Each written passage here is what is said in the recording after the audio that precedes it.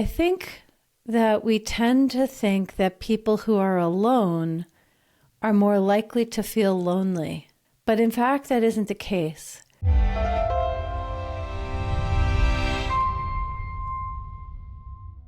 About 60% of lonely people are in marriages, are in long-lasting relationships. There are a variety of studies done, and the numbers range from 30 to a little over 60%. But the point is that a tremendous number of people who are in what seem to be good, happy marriages actually are profoundly lonely. Anyway, I wrote an email to everyone on my list about loneliness in marriage, and I received so many heartfelt responses. People who let me know that it really deeply resonates with them. And I've been there too. In fact, while preparing for this episode, I was remembering I had 3 children. I didn't have my 4th yet. Actually, I was pregnant with him, and I just felt so lonely, even though I had more time with my husband than I had in a long time. So let's unpack what this is. It obviously is not about not being together with someone. You are together. You may even be spending a lot of time together. You may be co-parenting well, making financial decisions, both working hard to create the life you want, and yet you feel lonely. So what is this loneliness about? It fundamentally is about not feeling seen or heard. So you can be with someone day in and day out. You can be conversing with them.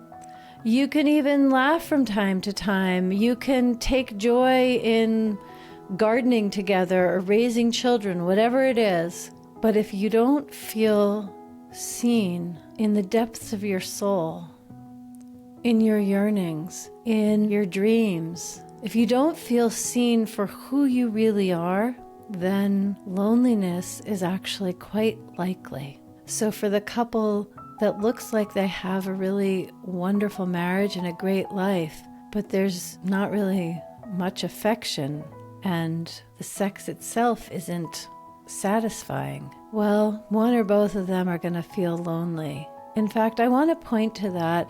There are a lot of people who feel really lonely in marriage because there isn't physical intimacy. There's a lack of affection, there's a lack of lovemaking, a lack of sex. And when you need to kind of protect yourself from the vulnerability of desire because you're going to be rejected, that can feel really lonely. It also feels lonely when you actually do have sex, but it feels like something more functional or mechanical, and you don't feel the remarkable merging of your souls. You don't feel the growth and the exploration and the surrender and the joy, the erotic energy. If that's not there, you can be having sex, you can even be having sex, you still can feel lonely. And it's this sort of ambient influence that's never really in the foreground because there's enough going on that's really good and it's easy to distract yourself. And what are you going to do with the loneliness anyway? It can feel like it'll be all consuming. If you dip your toe in, you're just going to be pulled down like one of those stories in Greek mythology where you put your toe in and then the underwater genies just pull you in and never to be seen again.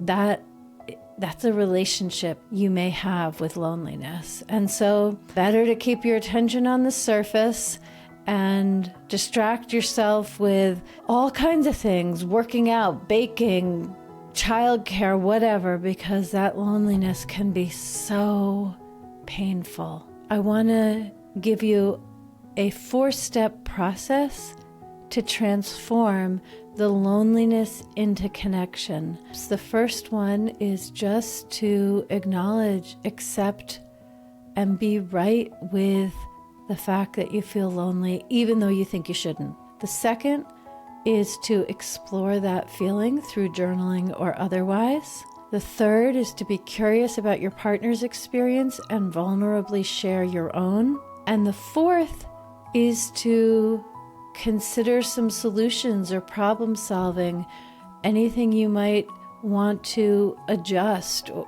do differently, be differently.